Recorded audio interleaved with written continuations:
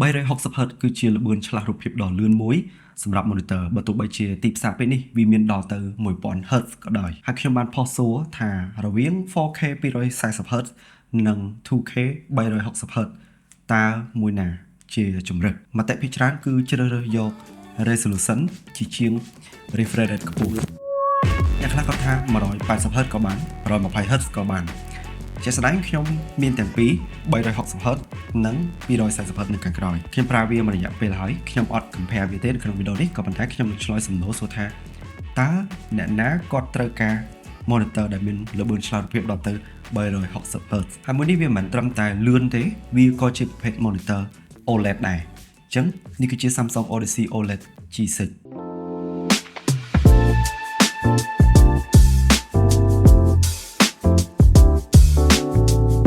អូខេ G6 គឺមាន2 version មួយគឺ 240Hz មួយទៀតគឺ 360Hz ដែលមាននៅក្នុងវីដេអូនេះហើយបើសិនជាអ្នកទាំងគ្នាប្រើ monitor នេះវាគឺជាប្រភេទខ្នាត27 inch ដាក់នៅលើតុបើសិនជាមានតុត្រឹម 1m20 1m40 គឺយើងមើលទៅលក្ខណៈ minimalist សម្រាប់ការ set up បែបហ្នឹងអ្នកដែលប្រើតុរាងតូចអីគឺមួយនេះវាត្រូវល្អចំពោះរូបរាងរបស់វាគឺអត់ស្មុគស្មាញអត់ទើសភ្នែកអត់ពិបាកដាក់នៅលើតុទេជើងរបស់វាគឺស្មើនៅលើតុហើយគុណភាពផលិតវិញគឺថា premium ខ្លាំងត្រង់ថាវាប្រើដែកច្រើនជាងជ័រហើយខាងក្រោយគឺមានកន្លែងបញ្ចេញកម្ដៅគឺវាមានប្រព័ន្ធស្រូបកម្ដៅចេញពីខាងក្នុងមកអានេះគឺជាចំណុចមួយដែលធ្វើឲ្យ OLED ហ្នឹងវារស់បានយូរហើយមួយទៀតនៅពេលដែលយើងប្រើយើងអត់មានអារម្មណ៍ថាសាច់ភាយកម្ដៅចេញមកមុខយើងទេ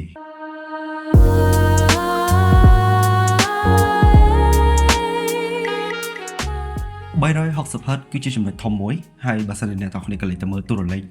យើងត្រូវបកក្រោយទៅកាន់ 60Hz សិនពីដើមមកគឺយើងមាន 60Hz បន្តមកទៀតគុណនឹង2ឡើងដល់ 120Hz ហើយគុណនឹង2ទៀតវាឡើងទៅដល់ 240Hz 240Hz នេះគឺជា monitor ដែលខ្ញុំប្រើប្រចាំថ្ងៃក៏ប៉ុន្តែខ្ញុំត្រូវបូកថែម 120Hz ទៀតទើបស្មើនឹង 360Hz ដែលមាននៅក្នុងនេះវា smooth ខ្លាំងមែនទែនបើសិនជាទាញផ្ទាំង window ក៏វាចុះឡើងអី scroll មើល file ក្នុង Explorer អីគឺថាអត់មានរដូវដប់ទេហើយបើបើក browser មើល Facebook scroll ចុះក្រោមឡើងលើ animation អីសពបែបយ៉ាងគឺវារស់រវើកឲ្យតែមានចលនានៅក្នុង monitor ហ្នឹងលើកលែងប្រភេទ video ដោយសារ video គឺវា set ត្រឹមកម្រិត frame rate របស់ video អញ្ចឹងបើសិនជាប្រភេទចលនាដែលវាយើងបញ្ជាអាហ្នឹងគឺវាឃើញ smooth ប៉ុន្តែយើងក៏មានជម្រើសនៅក្នុងនេះដែរបើសិនជាយើងចង់ប្រើ 360Hz ថេយើងអត់ខ្លាចការដែលវាប្រើថាមពលខ្លាំងអញ្ចឹងយើងប្រើថេតែម្ដងប៉ុន្តែបើសិនជាមានអ្នកដែលគាត់រៀង flexible គាត់មានជម្រើសមួយទៀតគឺ variable refresh rate អាហ្នឹងគឺវាសម្រាប់ការដែលនៅស្ងៀមគឺវាធ្លាក់មក 48Hz ហើយពេលដែលយើងលេង game ឬក៏ធ្វើចលនាផ្សេងៗវាឡើងដល់ 360Hz maximum ប៉ុន្តែចន្លោះពេលទៅមកហ្នឹងវាមាន refresh rate រៀងក្រោមពេលដែលយើង set 360Hz ថេអញ្ចឹងអានេះគឺយើងមានជម្រើសបើសិនជាបើកមុខងារ variable refresh rate អាហ្នឹងគឺវាជួយថាមពលដែល monitor នេះC គឺ C តិចអញ្ចឹងគឺមានជម្រើសចំពោះ game វិញអ្នកទាំងដឹងហើយ game គឺមានច្រើនខ្លាំងមែនតើប៉ុន្តែប្រភេទ game ដូចជា Valorant មួយនេះគឺវាត្រូវជាងគេកន្លែងនេះត្រង់ថានៅពេលដែលយើងបវល់ mouse គឺវាឃើញលក្ខណៈថាដូចជាការពិតអញ្ចឹងចំពោះ monitor ផ្សេងទៀតដែលមាន refresh rate ក្រោមហ្នឹងក៏វារេតាមដៃដែរក៏ប៉ុន្តែចន្លោះពីពេលមួយទៅពេលមួយទៀតគឺវាបង្ហាញរូបភាពមក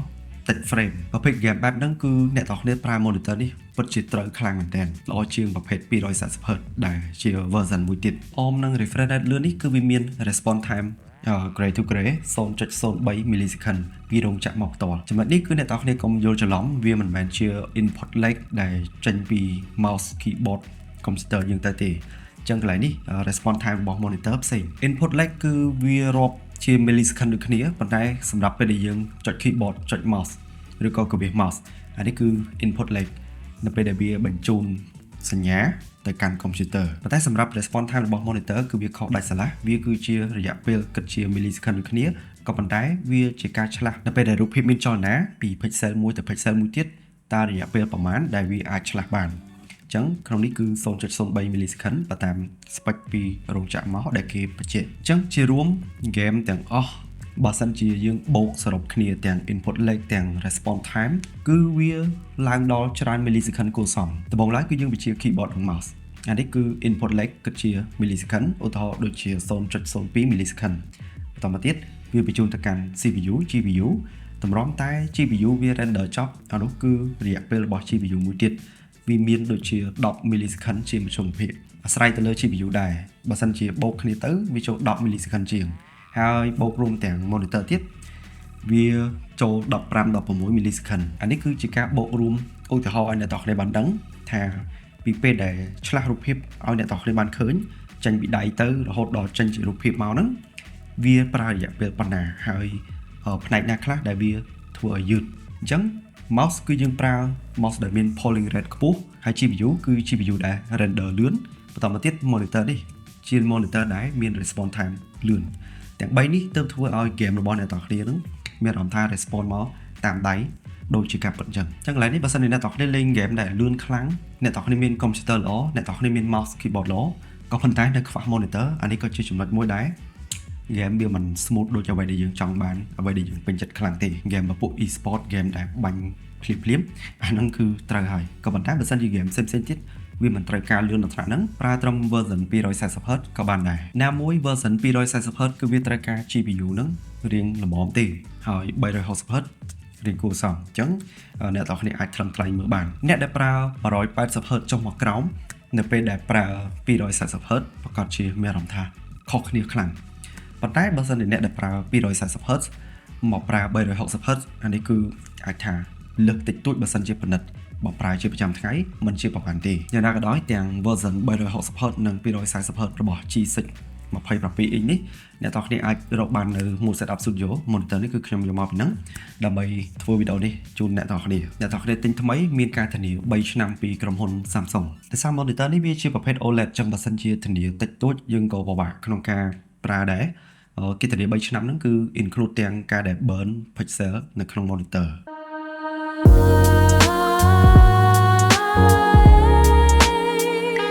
ចឹងខ្ញុំសូមនិយាយបន្តិចពី OLED ដែលមាននៅក្នុង G6 នេះខ្ញុំនិយាយច្រើនហើយសម្រាប់ monitor review ក៏ប៉ុន្តែមួយនេះហាក់បីដូចជាមិនដូចអ្វីដែលយើងរំពឹងទៅកាន់ monitor ផ្សេងទៀតទេជាពិសេសធៀបទៅកាន់ GX ដែលខ្ញុំប្រើរាល់ថ្ងៃដោយសារអានេះគឺជាប្រភេទ resolution ត្រឹម 2K ហើយ27 inch បើទោះបីជានៅក្នុងនេះគឺវាមាន QD OLED ដូចគ្នាវាមានមុខងារទុកចំណាំផ្លាតដូចគ្នាប៉ុន្តែកម្រិតពណ៌មិនដូចគ្នាទេត្រង់កម្រិត PPI របស់ G6 វាមានត្រឹម109 PPI ហើយ GX ដែលខ្ញុំប្រើគឺវាមានដល់ទៅ138 PPI អញ្ចឹង PPI គឺជាកម្រិតចំនួន pixel នៅក្នុង1 inch បើសិនជាចំនួន pixel កាន់តែច្រើន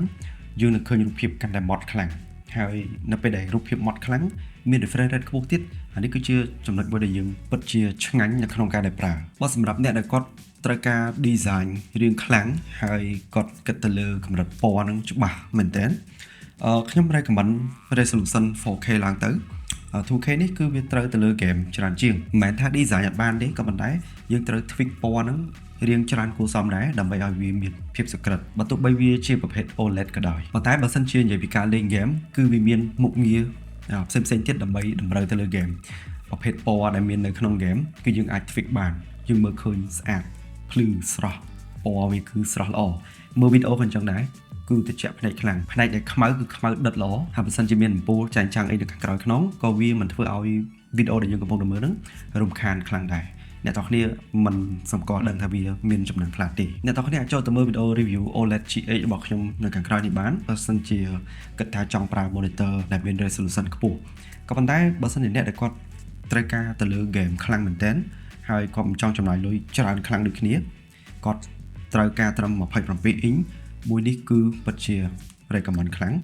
អ្នកទាំងគ្នាអាចទៅតេស្តផ្ទាល់បាននៅ Mood Setup Studio ពីខ្ញុំទៅខ្ញុំ recommend 240Hz ច្រើនជាងដោយសារតែបើសិនជាយើងគិតពីកម្លាំង GPU វាត្រូវការល្មមហើយតម្លៃក៏វានឹងធូរថ្លៃជាងបន្តិច 240Hz ទៅកាន់ 360Hz គឺវាអាចថាដូចខ្ញុំបញ្ជាក់ពីខាងដើមអញ្ចឹងបើសិនជាយើងពិនិត្យអានឹងអាចថាខុសតែបើសិនជាយើងប្រើទូទៅតែម្ដងទាំងលេង game ក៏ដោយគឺវា more than enough អានេះពីអង់គ្លេសបើសិនជាយើងនិយាយធម្មតាគឺថាលើសពីគ្រប់គ្រាន់ถ้าមិននិយាយពី monitor OLED នៅក្នុងស្រុកខ្មែរយើងអត់ពិបាករើសទេគឺមានតែពីរទេក្រុមហ៊ុនគឺ Samsung និង Asus អញ្ចឹង model ទាំង Samsung និង Asus គឺមានបច្ចេកវិទ្យាស្តៀងគ្នាមិននិយាយពីបច្ចេកវិទ្យាទាំងអស់ទេនិយាយពី OLED ហ្នឹងអ្នកទាំងគ្នារើសមួយណាក៏មិនជាខុសដែរ Asus គឺប្រភេទ gaming design បែប gaming កាចហើយបើសិនជា Samsung ជាប្រភេទ minimalist slim premium អីចឹង ប៉ុន្តែមួយទៀត Samsung គឺមាន monitor ប្រភេទ smart អញ្ចឹងដែលខ្ញុំប្រើរាល់ថ្ងៃនេះគឺវាមាន built-in system នៅក្នុងហ្នឹងតែម្ដងកម្មវិធីមាន Wi-Fi មាន Bluetooth run នៅក្នុង monitor ដែលមិនចាំបាច់ពឹងទៅលើ computer ផ្សេងទេអញ្ចឹងជំរើសច្រើនខ្លាំងតែទាំង Asus ទាំង Samsung អ្នកទាំងគ្នាអាចជ្រើសរើសបានមិនជាខុសទេអញ្ចឹងមានចម្ងល់លេខថែមអ្នកទាំងគ្នាអាច contact ទៅកាន់ Mood Setup Studio គាត់មានទាំង Samsung មានទាំង Asus មានទាំង Dell ផ្សេងៗទៀតខ្ញុំយក monitor នេះមកដើម្បីសាកចង់ដឹងមើលថាតើ 360Hz ហ្នឹងវាខុសគ្នាខ្លាំងប៉ុណ្ណាធៀបទៅកាន់ 240Hz បើសិនជាមាន monitor អីដែលអ្នកទាំងគ្នាចង់ឲ្យខ្ញុំ review បន្ថែមសូម comment នៅខាងក្រោមអរគុណជួបខ្ញុំនៅវីដេអូបន្ត